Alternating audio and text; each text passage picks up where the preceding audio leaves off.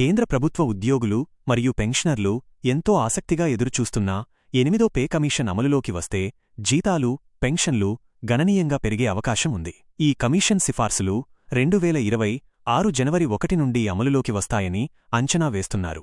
అయితే ప్రక్రియలో జాప్యం కారణంగా ఇది 2026 చివరిలో లేదా 2027 ప్రారంభంలో అమలు కావచ్చని కొన్ని నివేదికలు సూచిస్తున్నాయి. 8వ పే కమిషన్ ముఖ్యాంశాలు: జీతాల పెంపుదల.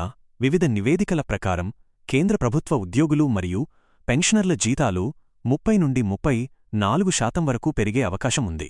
ఇది సుమారు 1.1 కోట్ల మంది లబ్ధిదారులకు ప్రయోజనం చేకూరుస్తుంది. Fitment factor.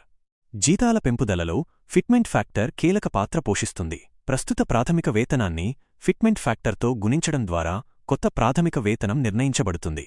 7వ పే కమిషన్ ఫిట్మెంట్ ఫ్యాక్టర్ అర్ధరాత్రి 3:03 నిమిషాలుగా ఉంది. 8వ పే కమిషన్ కోసం ఈ ఫిట్మెంట్ ఫ్యాక్టర్ 1.83 నుండి 2.46 మధ్య ఉండవచ్చని అంచనా. ఒకవేళ ఇది 2.86కి పెరిగితే ప్రాథమిక వేతనం గణనీయంగా పెరిగే అవకాశం ఉంది. ఉదాహరణకు, ప్రస్తుతం 18,000 రూపాయలు ప్రాథమిక వేతనం ఉన్న పే లెవెల్ 1 ఉద్యోగికి 51,480 రూపాయలు వరకు పెరిగే అవకాశం ఉంది. కనీస వేతనం 18,000 రూపాయలు నుండి 20,000 రూపాయలు నుండి 25,000 రూపాయలు వరకు పెరిగే అవకాశం ఉందని అంచనా. కొన్ని నివేదికలు కనీస వేతనం 41,000 రూపాయలు వరకు పెరగచ్చని సూచిస్తున్నాయి. పెన్షన్లు.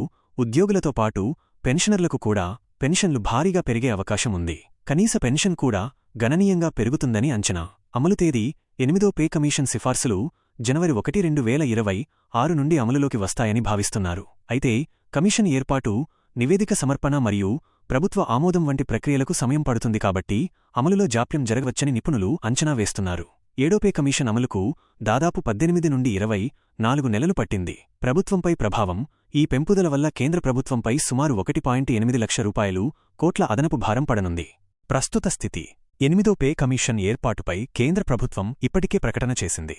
అయితే ఇప్పటివరకు కమిటీ చైర్మన్, సభ్యుల నియామకం, విధివిధానాలు, టర్మ్స్ ఆఫ్ రెఫరెన్స్ 2R ఇంకా ఖరారు కాలేదు. ఈ ప్రక్రియ పూర్తి అయితేనే జీతాల సవరణకు సంబంధించిన వివరాలపై స్పష్టత వస్తుంది.